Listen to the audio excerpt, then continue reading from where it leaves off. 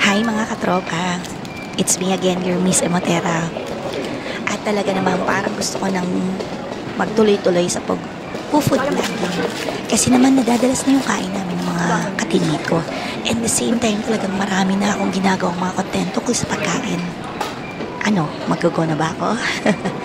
At syempre, sobrang takaw ko naman talaga na talagang sinimot-simot ko pa. Sayang naman kasi yung cheese doon sa lalagyanan.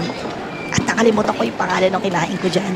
Basta yun na yun. Sa Greenwich kami kumain ng mga ka-teammate ko.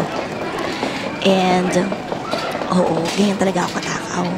Kasi alam nyo, madalas, pag nagtatrabaho sa call center, may mga extra kang incentive na binibigay. Like, pag nakakuha ka ng promoter, may ibibigay sa yung GC, mga ganun. Kaya minsan, madalas, naititreat namin yung sarili namin, nagkakaroon kami ng extra. Kahit ang totoo, kinakapos na naman talaga kami sa budget. Kaya naman lagi namin sinasabing, ikain na lang to. Deserve mo to. Ayan, mahilig ako sa hot sauce talaga. So, ganyan ako kumain ng potato. Ano bang tawag dito? Basta kinain ko na lang siya. Gusto ko talaga ng mga hang. At talaga naman, nakakatuwa kasama yung mga ka-teammate ko. Ayan, sobrang ingay nila. Ito yung coach ko. Sobrang bait niya ni Coach Jonas. Alam niyo bang, siya ang dahilan kung bakit marami ako natutunan at nag-improve ako sa pag-a-assist ko sa aking mga customer. So, kain ng kain lang. Walang kapusang pagkain talaga.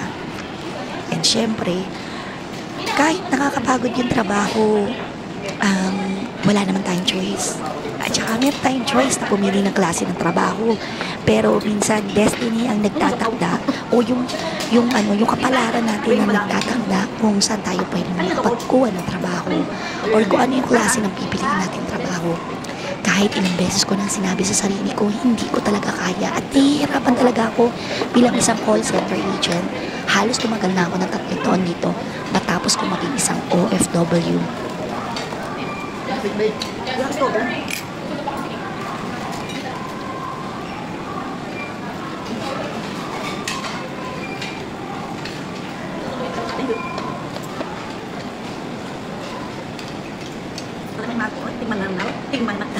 Tikman naman natin kung lasagna, lasag na.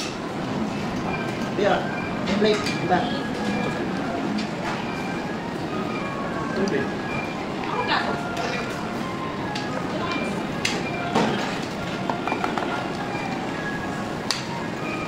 Si Coach nagutom na, pero nag-serve pa rin.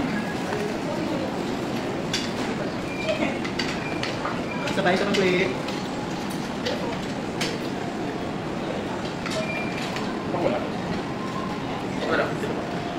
Dito ba? Dending? Tulog lang rin.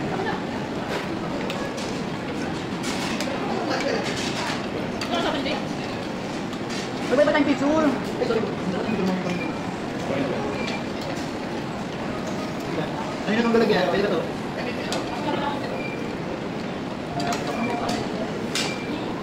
Walang chicken? Chicken? Dalawa sa akin? Yung chicken yung parang nabalori sa chicken. Walang utensils? Kukuha na kita. Pwede lang ni Coach. Mami, can ayun. Or it's affecting you? Yeah, it's affecting me a lot. Net, okay lang. Sorry. So, yan, ganyan lang. Ito na ang final.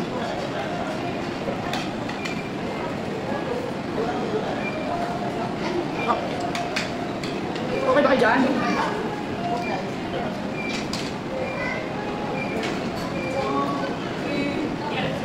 Ano si Pat today? Si Pat ay may lakad.